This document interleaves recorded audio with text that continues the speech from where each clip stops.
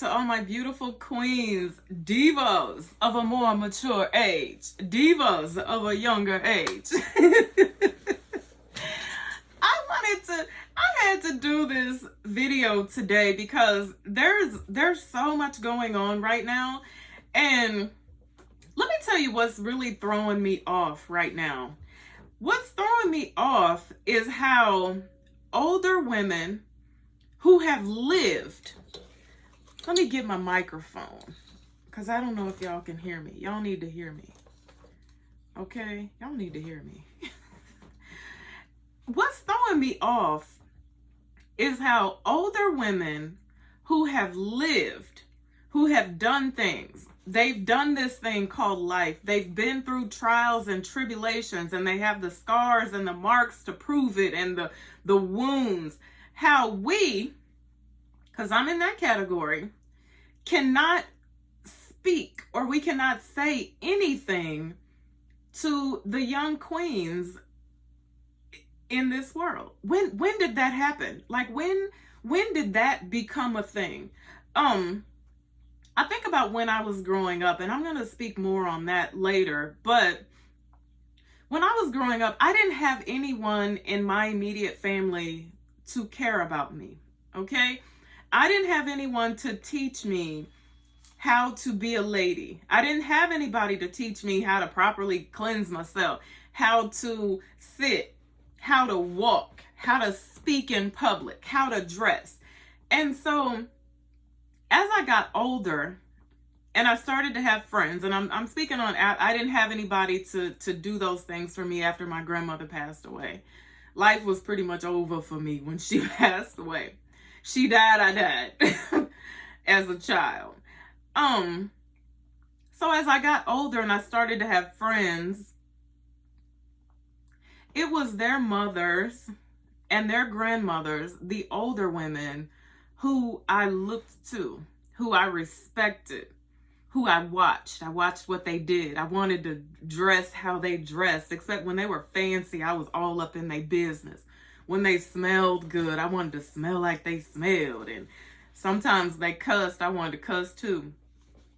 I wanted to be like them, and everything they said to me, I pretty much paid attention to. Now, you know that there's some things you gotta let these little young girls do. You gotta let them fall down, bump their head a time or two in order for them to understand, oh, what they were telling me, what the old heads was saying is really right. I respected them. I would have never in my life dreamed of coming for them. That I would have never done that. We didn't have social media.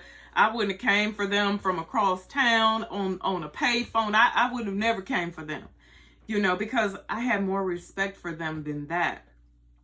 So I don't really understand what this thing is where nowadays young girls, you have Meg, you have Cardi, you have Lizzo. These are the people that they're modeling themselves after. These are their role models. These are the people that they're following.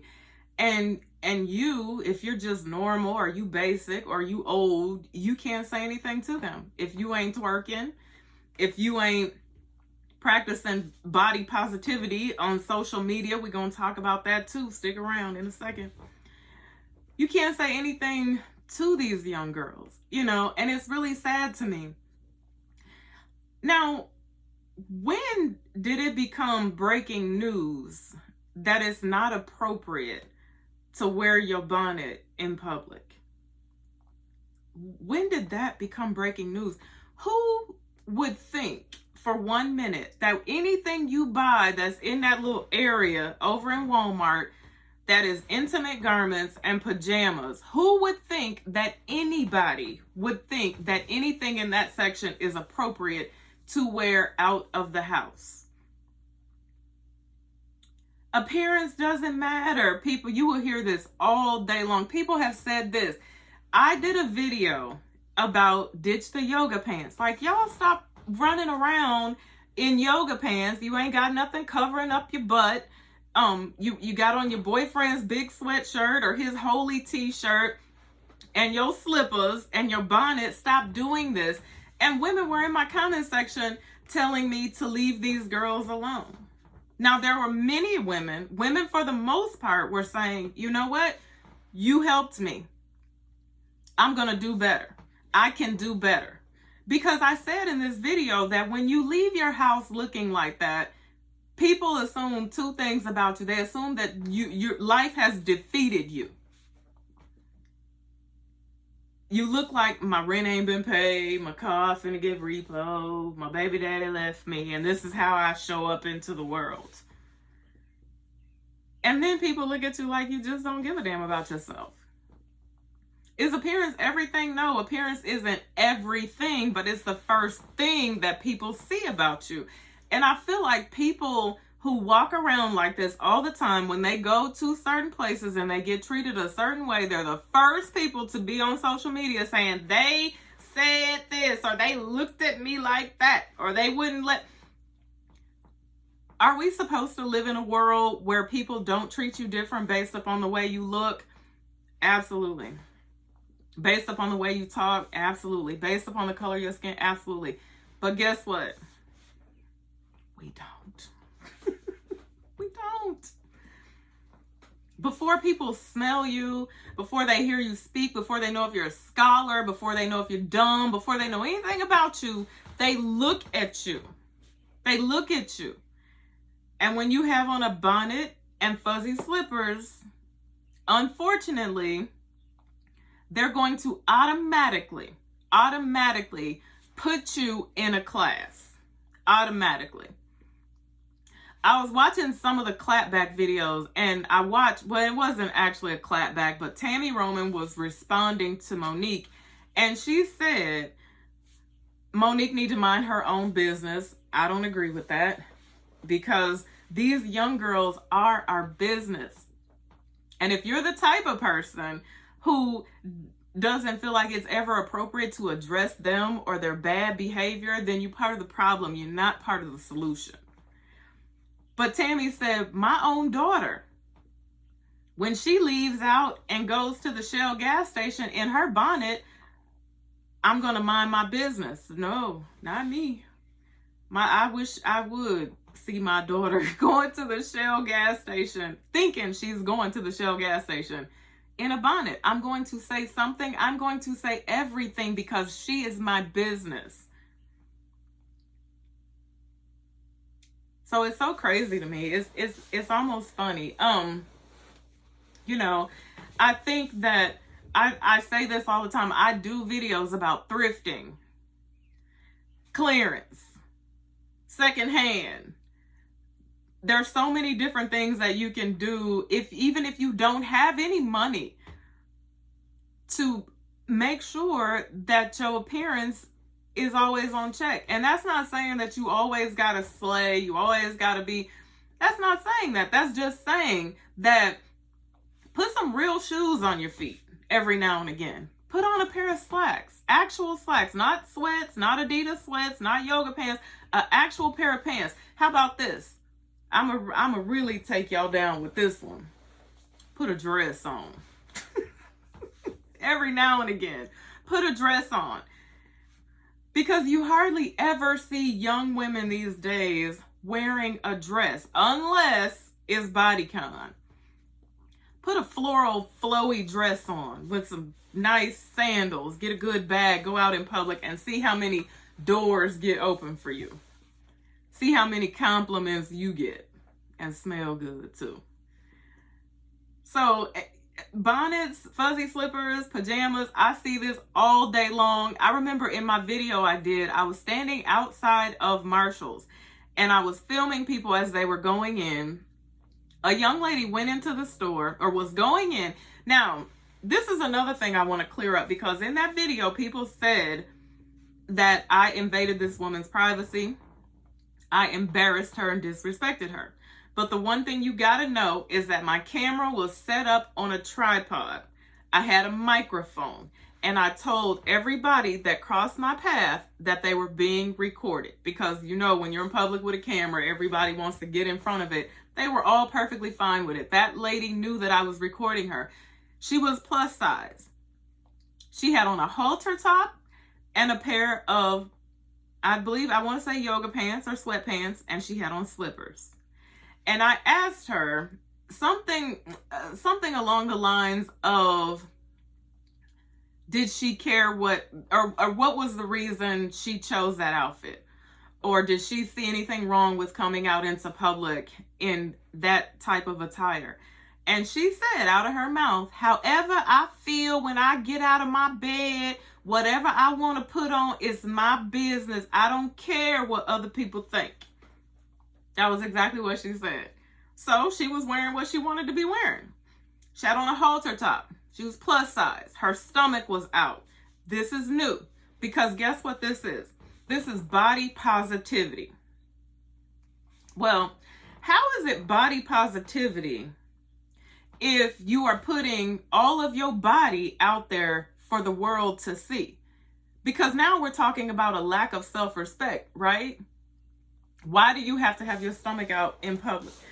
People have body positivity so confused right now. It's not even funny. Body positivity, I was on Lizzo's TikTok and I saw her definition of body positivity, which is her with her behind out on the camera, full blown behind, walking away, twerking, dancing. That's not body positivity. Body positivity is saying that my body, your body, whatever size body it is, when it's a healthy body, when you're doing everything you can to maintain and take care of the body, it's saying that your body is just as good as anybody else's body, meaning what society deems to be the perfect body. It's about loving yourself, being comfortable in your skin. It doesn't have anything to do with, no matter how big you are, putting your body on social media for the world to see. Because let's be clear about one thing here that I think a lot of people misunderstand. Sometimes it's a front, and you got to know that, and you got to understand that, because women who are 3 and 4 and 500 pounds, for the most part, are not 100% content with their body, with what they have going on most of the time. And so now this whole body positivity has women saying, well, I'm 400 pounds, I'm unhealthy, so what? Take me as I am, and here it is. I'm gonna put it all on Twitter or Instagram, and y'all can be as disrespectful as you want to. No, that's not body positivity. Body positivity is loving yourself. Whatever you do on social media, I think, I don't know if young girls don't care or they don't get it, they don't understand. Whatever you do, that is a footprint. That is for people to go back for years and years to see. And no, I talked about in a live, I was doing a live video with AI the Great, and we were talking about 3 things that people didn't know about us. And in that video, I talked about how I used to teach women's pole fitness, right? So only the people that were close to me, that knew me, the people that took my class, people that learned from me knew that, But prior to that, of course, people who had taken the class with me, women that I had done some type of girls' night out function, teaching a group class or whatever with me, had taken pictures of me before, either on the pole or in my pole attire, and of course posted those things up on social media. And it didn't bother me, but if I was getting ready to be the first lady, it would definitely be something that I would have to explain away, because they would be like, well, the president's wife used to be a stripper. And I would have to be like, no, you see, I've never been a stripper. I used to teach pole fitness classes. That's what I was doing. Now I have references you can ask. But whatever you do in public, whatever gets recorded, be it if you record it or somebody else records it, when it goes up on the internet, it's there forever and ever and ever. And then when you get to a point in your life where you decide that you want to do something different, that doesn't mean it goes away. The only thing that means is that you're going to have to explain it away. or explain it into a corner at some point in time. That's why I always say expose yourself. Expose yourself. So I just wish that the young girls, the youth, would just listen to older women like myself. You know, it hits different, in my opinion, when it comes from a woman who has been there, done that, who has actually gone through things, who has actually lived life, who has actually had it hard, had it rough, made a ton of mistakes. It hits different. You know, it's more genuine. It's real than when it's someone who has never, you know, who was born with a silver spoon in their mouth. They've never been through anything in life, and they don't know. They just, you know what they see on social media. I'm telling you, someone asked me what I thought about Portia Williams getting a tattoo on her neck. And I hadn't seen that on the internet. However, right now, at this present moment in Portia's life, she is showing these young girls everything not to do with their lives. She is the poster child right now for what you don't do with men, for what you don't do in your life, for what you don't do when you're a professional woman. But unfortunately, there are many young girls who are watching her and they are modeling their behavior after her. One of my biggest regrets in life, one of the things that if I could go back and erase it and take it away and change it, is tattoos. Tattoos. This is my temple. God gave me this body. He said, take care of it, cherish it. Don't be giving it away to everybody in the streets. Don't mark it up. It's like going out buying a beautiful, big, brand new mansion and writing all over the walls in permanent marker that could never be painted over. Can you imagine that? It could never be painted over. And everything is so beautiful, but you have these damn markings on the wall that just tell everything. They tell everything that I was going through at those present moments in my life. I turned 18 years old. Now, I don't know how old you have to be now to get a tattoo, but it was 18. You could walk into the parlor, tell them what you wanted them to put on your body, and they would put it on your body. Months before my 18th birthday, I said, I'm getting a tattoo when I turn 18. On my 18th birthday, I went to the tattoo shop, and they have all these pictures and stuff on the wall. I didn't even know what I wanted. I didn't know where I wanted it. I didn't care. I just wanted somebody to write on me. Write on me. And the lady got to me and she was like, well, which one do you want? And I was like, I don't know. Give me that one. It was a heart. It had an arrow going through it, and it had some little drops of blood going through it, dripping down from it, right? I said, well, I guess I've been stabbed in the heart. There we go. Put this on me. Put it on my breast. Because nobody told me that when you had them babies and everything dropped, the heart's going to drop. The heart's going to look, it starts out looking, like a heart like this. And then eventually it just kind of, people have to look at it and be like, what is that? Stupid. But one thing I will say is that I have them where they can always be covered up. I can always cover them with the exception of this one, but it can be covered with bangles. Whenever I go out into public, they are where I can actually cover them up. And people say, well, professional people have them. They do, but it's something that can never be removed. It can never be removed. And as far as putting a man's name on your body, unless it says Jesus Christ or our Lord and Savior or God, it's the wrong thing to do. It's an omen. I'm telling you, don't do it, because whenever people do it, they never end up being with that person for the rest of their lives. So Portia having little PJ with Dennis. Now they ain't together, single mother. Then she goes out, she meets a man. She's gonna wed this man after such a short period of time. He's just divorced. He's freshly. Who wants a man that just got out of a divorce? The ink on his divorce paperwork ain't even dried yet. Who wants to marry a man like that? Not me. Nobody should. He has some healing to do. He has some work to do. He got to clean up his business. Make these men clean up their business before you get involved with them.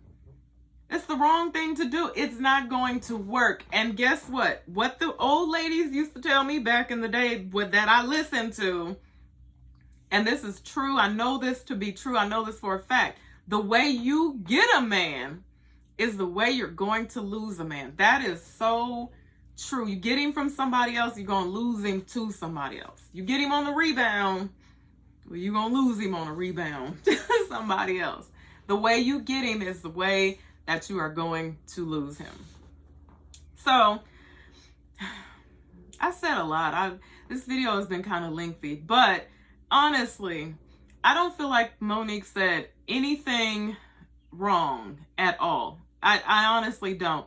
And I would really like to do a video where I go somewhere in a bonnet and pajamas and see how they treat me, and then go back looking like I'm supposed to look and see how they treat me.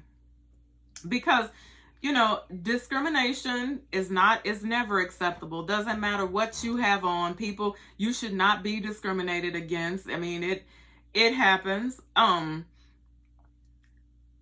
don't know if I told this story before, but the essay that used to help me in Saks, she helped me for like a couple years, and she knew me by face. She knew me by name.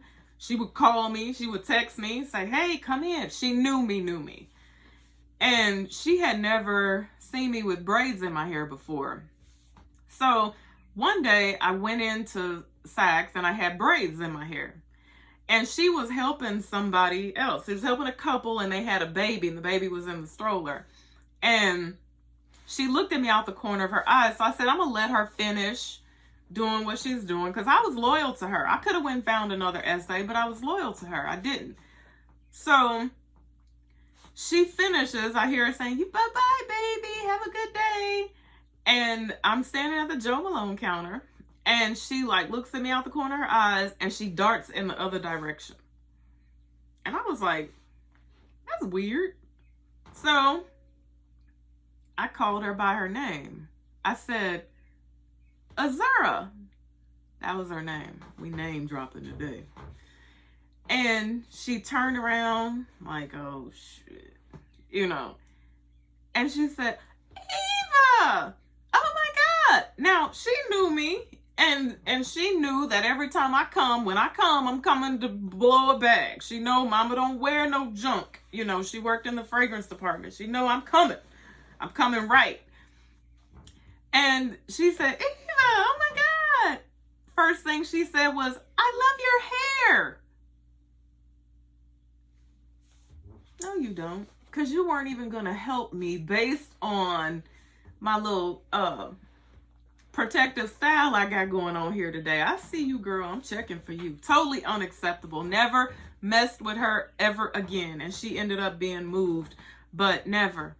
Almost kept me from going in Saks, period. Never messed with her again. So that type of stuff, totally unacceptable.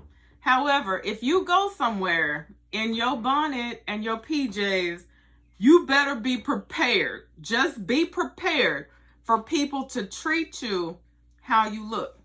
Because what do they say? Dress how you want to be addressed. Show up in the world like you want people to see you. You want people to respect you, then dress in a respectable way. Behave in a respectable way. So, thank you guys so much for listening to me today. Leave your comments in the comment section below. Until I see you again, be blessed and bye for now.